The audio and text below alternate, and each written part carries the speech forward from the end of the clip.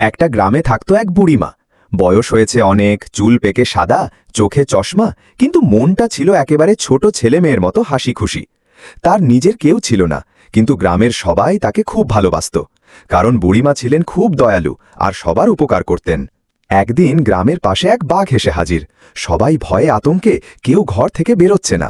গ্রামে শোনা গেল বাঘটা নাকি খুব ক্ষুধার্ত আর মানুষ খুঁজে খুঁজে বেড়াচ্ছে। তখন বুড়িমা ভাবলেন, ভয় পেলে তো চলবে না, বাঘও তো এক জীব, সেও হয়তো খুব কষ্টে আছে। তিনি চুপি চুপি রান্নাঘরে গেলেন, খিচুড়ি রান্না করলেন, আর এক হাঁড়ি ভরে সেই খিচুড়ি নিয়ে বনের ধারে গেলেন। বাঘটা তখন গর্জন করছে।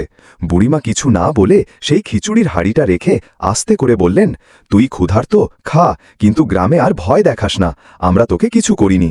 বাঘটা একটু থমকে গেল। খিচুড়ির গন্ধে সে পাগল হয়ে খেতে লাগল। তারপর বুড়িমার দিকে তাকিয়ে চুপচাপ চলে গেল। এরপর থেকে বাঘটা আর কখনো গ্রামে আসেনি, বরং মাঝে মাঝে বনে দেখা যেত সে বুড়িমার জন্য ফল বা ফুল এনে রেখে যেত।